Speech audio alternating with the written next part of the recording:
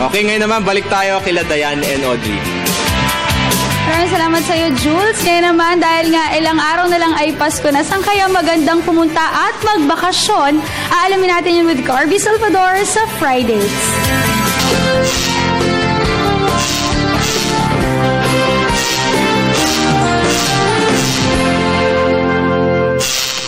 Hello, good morning boss. Andito na naman kayo sa paborito ninyong segment, ang Fridays.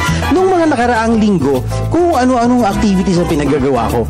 Nandyan yung nagpakain ako ng dolphin, lumangoy ako with a sea lion. Well, ano kaya activities na naman ang gagawin natin ngayon?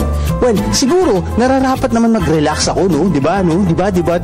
Lagi na lang akong balagoong dito sa segment natin. Pero, syempre, nag-good time tayo kahit balagoong tayo. Kaya ingit na ingit yung mga nandiyan dyan. Diba, Audrey, no? Lalo ka na. Anyway, meron tayong gagawin ngayon. Magpapaspa ako dito sa Subic. Halika, samahan niyo kami. Ano meron dito?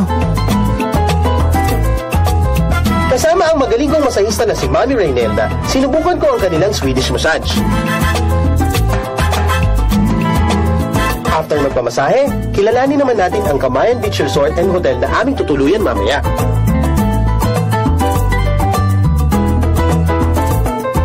Oh, hi. Hi, Tony. Good evening. This is Tony Damianin. He's the manager of the Camayan Beach Resort. Camayan Beach Resort. You have a very nice beach, sir. Thank you. I've seen a lot.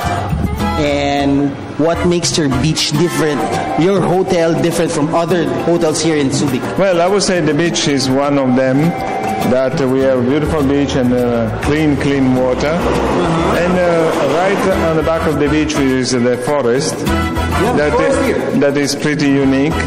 And we have some trails that goes inside the forest with which the guest can experience that, and makes it very interesting and beautiful. You are on the beach, in 1 minute you are in the middle of the forest. What are the activities here do you have in your hotel? We have beach activities, and we also have the dive shop with all the dive.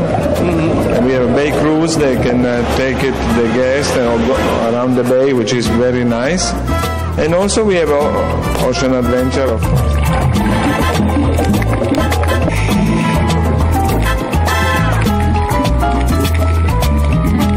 Okay, this is it, Pansit. Kasama ko pa rin si Jamaica. This is one of their pinagmamalaking rooms. This is the Sunset Suite. Ano nga ba dito, Jamaica? Ang ganda mo. Yes, sir. So we do have the Sunset Suite here. Okay, Sunset Suite. Guys, pasok kayo. Sa pagpasok mo pa lang, ay sasalubong na sa iyo ang sarili nitong bar. Aba, sosyal! Meron din itong sariling dining area, veranda at ang kanilang pinagmamalaki, ang malawak at talaga namang relaxing na kwarto. Pwede pang honeymoon. Dito ako matutulog mamaya. Ingit na naman kayo dyan sa studio, no? Grabe! At para tuloy-tuloy ang aming pagre-relax, pina-room service na lang namin ang aming hapunan.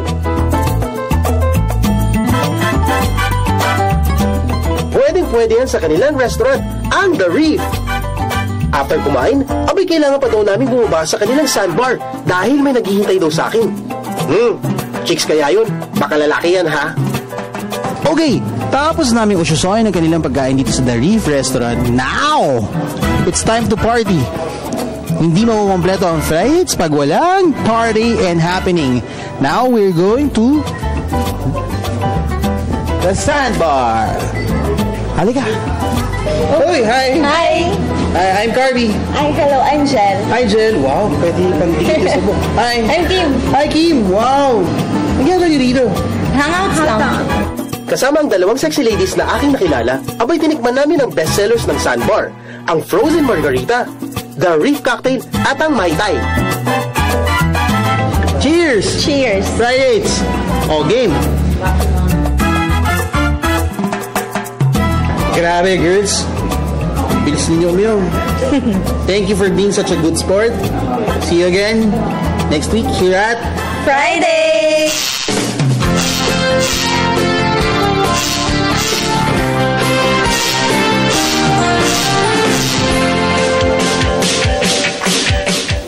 Alright, so yan isa sa mga pwede nating puntahan ngayong Subic Zambales. Pasko at mag-celebrate tayo kahit New Year kayo ba sa San Balak at malapit na 6 days to go. Excited na kayo. Narandasa 100 something lang. Nasa trabaho rin pa rin tayo. Grand Ang record pa rin Pasko tayo. at New Year, di Of ba? course, makikiselebrate dapat yung mga viewers natin dito sa Good Morning.